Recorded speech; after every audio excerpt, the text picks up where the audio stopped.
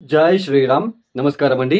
2025 సంవత్సరం ద్వాదశ రాశి వాళ్ళ ఫిబ్రవరి మాస ఫలితాలు, ఫిబ్రవరి నెలలో ద్వాదశ రాశి వాళ్ళకి ఎలాంటి ఫలితాలు రాబోతున్నాయో తెలుసుకుందాం. ఇక్కడ ముఖ్యంగా ఈ ఒక గోచారం ద్వారా తెలుసుకునే జన్మ రాశి ఫలితాలు ఏదైతే ఉందో అది కేవలం 30% మాత్రమే వర్తిస్తుందండి. అంటే గోచారంలో మనకి గ్రహాలు, నవగ్రహాలు కూడా ఒక రాశి నుంచి ఇంకొక రాశికి మారుతూ ఉంటారు. ఈ ఒక ఏదైతే నవగ్రహాలు ఒక రాశి నుంచి రాశి మార్పు చెందినప్పుడు మనకి జన్మ రాశి నుంచి గ్రహాలు ఏ రాశికి వచ్చినప్పుడు ఈ మాసంలో లేదా ఈ రోజు ఎలాంటి ఫలితాలు వస్తాయనేది మనము గోచారం ద్వారా తెలుసుకుంటున్నాం. అయితే ముఖ్యంగా మనకి స్వజాతకం, జన్మ జాతకంలో జరుగుతున్న దశాభుక్తులు చాలా ముఖ్యమైనవి అండి, చాలా ఇంపార్టెంట్ యాక్చువల్లీ. ఇక్కడ అష్టకవర్గ బిందువులు కూడా చాలా ప్రముఖమైన పాత్ర అనేది వహిస్తుంది. ఇక్కడ ఇప్పుడు ఒక రాశిలో ఉన్నప్పుడు, ఒక రాశిలో ఒక గ్రహం ఉంది, ఆ రాశిలో ఆ గ్రహము ఎన్ని అష్టకవర్గ బిందువులు ఇచ్చారు, ఆ గ్రహదశ వచ్చినప్పుడు ఆ గ్రహం మనకి యోగిస్తుందా లేదా కొంచెం ఇబ్బంది పెడుతుందా, దాని ద్వారా మనం తెలుసుకోవచ్చు. అంటే అష్టకవర్గ బిందువులు మనకి చాలా ప్రముఖమైన పాత్ర అనేది వహిస్తుంది.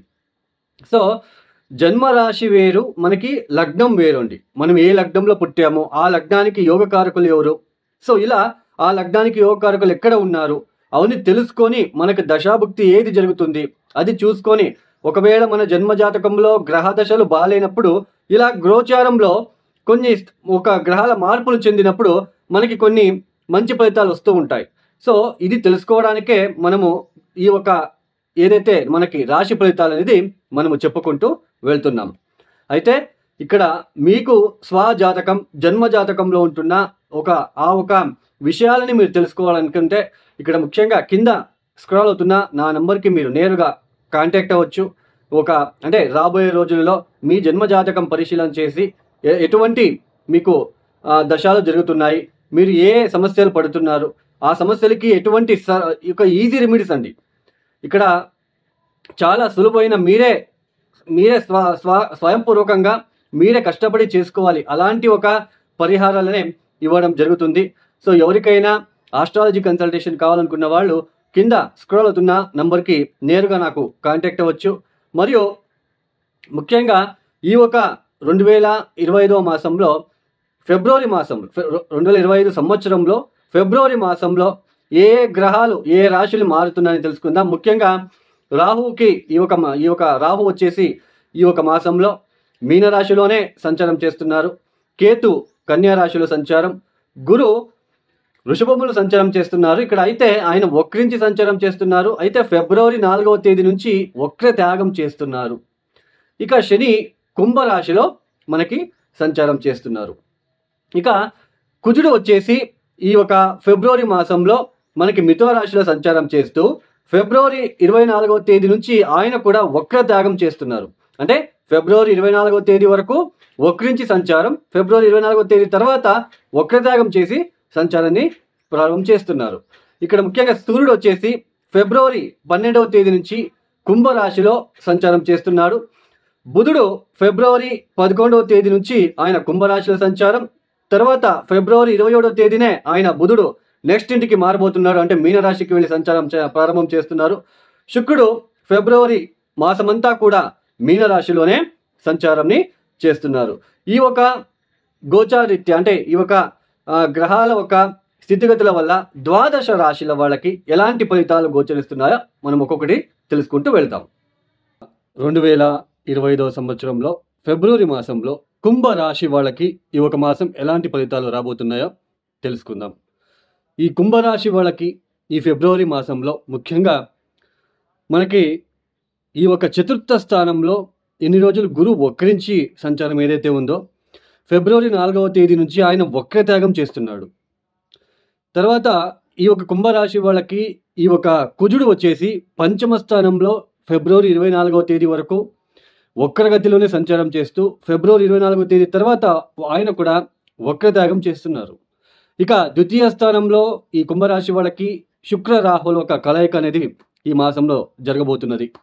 ఇక వ్యయస్థానంలో జన్మరాశిలో సూర్య సంచారము, ఇక్కడ మీకు ఏళ్ళనాటి శనితో పాటు ఈ జన్మరాశిలోకి సూర్యుడు కూడా రావడం అనేది కొన్ని ఇబ్బందులు వచ్చే సూచనలు మనకి కనిపిస్తూ ఉన్నాయి. ఈ ఫిబ్రవరి మాసంలో ఈ ఒక 2 వారాలు ఏదైతే ఉందో సామాన్యంగా ఉంటుంది. సామాన్యమైన ఫలితాలే వస్తున్నాయి. అయితే కొంచెం ఆర్థికంగా కొద్దిగా కలిసి వచ్చే కాలము, మంచి భోజనాలు చేయడము ఇలాంటివన్నీ ఉంటాయి. అయితే ఈ ఫిబ్రవరి మాసంలో 3వ వారం నుంచి ఈ ఒక కుంభరాశి వాళ్ళకి అటు ఆరోగ్యపరంగా, ఇటు కుటుంబపరంగా కూడా కొన్ని ఒత్తిడులు వచ్చే సూచనలు మనకి ఎక్కువగా కనిపిస్తూ ఉన్నాయి. ఎక్కువగా ఫిబ్రవరి మాసంలో 4వ వారంలో మీకు ఒక ఇబ్బందులు లేదా బాధలు అనేది ఎక్కువ అవ్వడానికి ఛాన్సెస్ ఉంటుంది. ఎందుకంటే సూర్యుడు శనికి అతి సమీప డిగ్రీలోకి వచ్చినప్పుడు మీకు జన్మరాశికి అధిపతి అయిన శనితో ఆ సూర్యుడు రావడము, కొంచెం ఆరోగ్యపరమైన ఇబ్బందులు కావచ్చు, కోపము, మానసిక వేదన లాంటివి ఇలాంటివన్నీ కూడా ఈ ఫిబ్రవరి 4వ ఒక వారం నుంచి మీకు మొదలవుతుందనే తెలుసుకోవచ్చు. ఇక సంతానం విషయంలో కూడా తెలియని ఒక ఆవేదన లాంటిది మనకి ఇక్కడ చూడవచ్చు. సంతానం విషయంలో మీకు ఏదైనా వాళ్ళ నుంచి కొంచెం బాధ అనిపించడము, వాళ్ళ తీరు మీకు నచ్చకపోవడము, వాళ్ళు సరిగ్గా చదవలేకపోవడము, సో ఇలాంటివన్నీ మీకు ఇక్కడ బాగా ఇబ్బందులు పెట్టే సూచనలు ఉంటాయి. వాటి ద్వారా సంతానం ద్వారా కొంచెం ఇబ్బందిగా ఉండే ఆస్కారాలు ఉంటుంది. సంతానం పైన మీకు కోపము, మెంటల్ స్ట్రెస్ లాగా పెరగడం లాంటివి కూడా ఈ ఒక మాసంలో మీరు చూడవచ్చు. ఏంటండి అంత మొత్తం నెగిటివే చెప్తున్నారు అని అనుకుంటే, ఇక్కడ ఉన్న గ్రహస్థితి బట్టి మనం చెప్పుకుంటున్నాం. కాబట్టి ఈ కుంభరాశి వాళ్ళకి ఫిబ్రవరి మాసంలో ఈ యొక్క ద్వితీయ స్థానంలో శుక్రుడు ఉచ్చ స్థానంలో ఉంటున్నాడు. ఆయన కొంచెం మంచి భోజనాలు చేయడానికి, ఆర్థిక విషయంలో అప్పుడప్పుడు కొంచెం మీకు ఎవరైనా వచ్చి హెల్ప్ చేయడము ఇలాంటివన్నీ ఉన్నప్పటికీ, ఈ జన్మరాశిలో తర్వాత పంచమ స్థానంలో కుజుడు వక్రించడము, గురు వక్రత్యాగం చేసి కేంద్ర స్థానంలో చతుర్థ స్థానంలో ఉండడము, అటు గృహంలో ఇటు ఉద్యోగంలో కూడా ఒత్తిడులు పెరగడము, వీటితో పాటు ఆరోగ్యపరమైన ఇబ్బందులు ఇలాంటివన్నీ ఎక్కువ ఈ ఒక మాసంలో మీరు ఫీల్ అవ్వడానికి ఛాన్సెస్ ఉంటుంది. ఇంకా కొద్ది రోజులు కదా, ఇంకా 2 మాసాలు గడిస్తే మీకు మే మాసం నుంచి గురుబలం రాబోతున్నది. ఆ గురుబలం ద్వారా మీకు ఇన్ని రోజులు మీరు ఏదైతే కష్టాలు పడ్డారో ఆ కష్టాల నుంచి మీరు బయటపడడానికి కూడా ఇక్కడ అవకాశాలు ఉంటాయి. మొత్తానికి ఓవరాల్గా చూస్తే కుంభరాశి వాళ్ళకి మొదటి 2 వారాలు సామాన్యమైన ఫలితాలు, 3వ 4వ వారం నుంచి మీకు కొన్ని ఇబ్బందులు ఎదురయ్యే సూచనలు. విద్యార్థులు కూడా చదువుల పట్ల శ్రద్ధ అవసరం ఉంటుంది. ఇక్కడ లేనిపోని ఒక ఫ్రెండ్స్ కానీ మొబైల్స్ ఎక్కువ చూడడం కానీ ఇలాంటివన్నీ చేయకుండా, మనసు కించపరుచుకోకుండా మీ మనసుకి మీరే కించపరుచుకుంటూ ఉంటే ఇంకా మీకు బాధ అనేది పెరుగుతుంది. కాబట్టి అవన్నీ పక్కన పెట్టేసి ఈ కుంభరాశి వాళ్ళు ఈ ఒక మాసమంతా కూడా నవధాన్యాలు అంటే 9 గ్రహాలకి సంబంధించిన ధాన్యాలు గుప్పెడు తీసుకొని ఒక పాత్రలో ఒక బౌల్లో వేసేసి నానబెట్టేసి ఉదయాన్నే మీకు ఇష్టమైన దేవత ఆరాధన, గ్రామ దేవత, పితృదేవత, ముందు పితృదేవత అండి, తర్వాత కులదేవత, తర్వాత గ్రామ దేవత ఆశీర్వాదము ఒక సంకల్పం చేసుకొని గోచారంలో ఉంటున్న నవగ్రహ దోష నివారణ కోసం ఈ పరిహారం చేసుకుంటున్నాను. ఈ ఒక ఏదైతే మీరు నానబెట్టిన నవధాన్యాలని నీళ్ళని తీసేసి బెల్లం బాగా కలిపి ఆవులకి తినిపించండి. బాగా రోడ్ సైడు ఇట్లా ఇక్కడ ఎక్కడైనా మీకు టౌన్లో ఉంటారు కదా, అక్కడ బయట తిరుగుతూ ఉంటాయి అలాంటి ఆవులు, లేదా గోశాలకి వెళ్ళి మీరు పెట్టడానికి ప్రయత్నాలు చేసుకోండి. చాలా సింపుల్గా ఉంటుందండి ఈ రెమెడీ, బట్ చేసుకుంటే ఫలితాలు అనేది మీకు కనిపిస్తాయి. ఇది ఎందుకు పెట్టాలి ఆవులకి, అది ఆవులకి తినిపించగానే మనకి ప్రాబ్లం తక్కువ అవుతుందా అనే ఒక థియరీ ఆలోచించే వాళ్ళు కూడా ఉంటున్నారు. సో నేను వాళ్ళకి ఏం చెప్తాను అంటే, ఆకలితో ఉన్న వాళ్ళకి అన్నం పెడితే సో ఆ ఒక happiness, satisfaction, peace of mind వస్తుంది మనకి. అలాగే ఆకలితో ఉన్న ఆవులకి మీరు ఇలాంటివి పెట్టండి.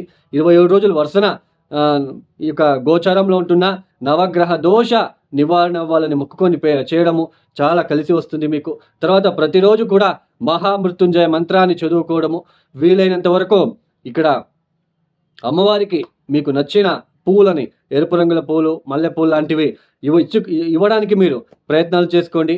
ఎప్పుడైనా మంగళవారం పూట దాళింబను మీరు అనాథాశ్రమాలకి అట్లా ఇవ్వడానికి ప్రయత్నాలు చేసుకోండి. ఈ యొక్క వీడియో మీకు నచ్చితే లైక్ చేయండి, షేర్ చేయండి, సబ్స్క్రైబ్ చేసుకోండి. సర్వే జనో సుఖినో భవంతు. ధన్యవాదములు. జై శ్రీరామ్.